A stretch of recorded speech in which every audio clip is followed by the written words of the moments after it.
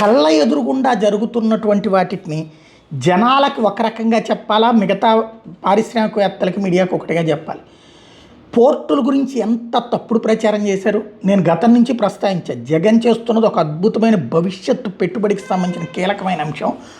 Medical కళాశాలలు పెడితే ప్రజలకు ఎక్కడ మెడికల్ సదుపాయాలతో పాటుగా మెడికల్ సీట్లు లభిస్తాయి. అట్లాగే పోర్టులు కడితే ఆ పోర్టుల మీద వచ్చే ఆదాయం కోట్లకి కోట్లు, ఏడాదికి ఒక ఫిక్స్డ్ అమౌంట్ లేదా వైబుల్ అమౌంట్ అనేటటువంటి వస్తానే ఉంటుంది. ఆదాయం అనేది ఎంతసేపటికి పన్నుల పేరుతో జనాలు వేధించకుండా ప్రభుత్వం సొంతగా సముపార్జించుకునేటటువంటి ఆదాయం కిందకి మారుతుంది అన్నటువంటి ఇంతకుముందే ప్రస్తావించారు. అందులో మెడికల్ కాలేజీలు పెట్టడానికి వెనకాల ఉన్న ఉద్దేశం కూడా, మెడికల్ కాలేజీలు పెడితే నిదానంగా గవర్నమెంట్ మెడికల్ కాలేజీల్లోనే ఆపరేషన్స్ని అన్నిటి తీసుకొస్తే ఆరోగ్యశ్రీ ఖర్చు తగ్గుతుంది కాబట్టి ఇవి పెట్టుకొస్తున్నారు.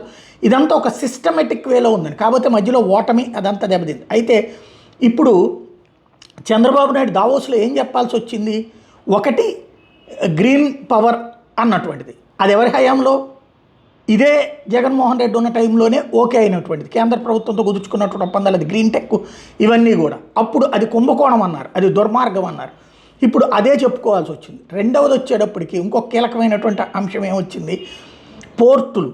ఆ పోర్టుల్ని ఆ రోజున అనవసరంగా కడుతున్నారు, లేకపోతే అడ్డదిడ్డంగా కడుతున్నారు, దోపిడీకి పెడుతున్నారు అని చెప్పింది. ప్రభుత్వం కడుతున్నటువంటి దానికి అప్పులు తీసుకోవడం తప్పని చెప్పి వాదించినటువంటిది. ఇవాళ అదే పోర్టులు ఆంధ్రాకు ఉన్నాయని చెప్తున్నారు.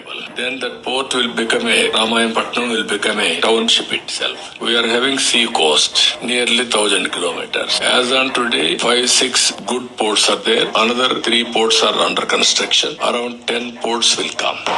ఇది 5-6 పోర్టులు ఉన్నాయి, ఇంకొక 3 పోర్టులు రాబోతున్నాయి, అండర్ కన్స్ట్రక్షన్లో ఉన్నాయి. టోటల్గా ఒక 10 పోర్టులతో ఆ పోర్టు ప్రాంతం అంతా కూడా ఒక నగరంగా అభివృద్ధి చెందుతుంది అన్నటువంటిది. మరి ఈ విజన్ ఎవరిది? ఇది చంద్రబాబు నాయుడు ఎందుకు ఆలోచించలేదు? ఇప్పుడు జగన్ ఇంతకాలం ఈ 5 ఏళ్లలో దూషించి ద్వేషించి ఇప్పుడు జగన్ చేసిన దాన్నే దావోస్లో చెప్పి అది తాము చేస్తున్నట్టు చెప్తున్నటువంటి పరిస్థితి.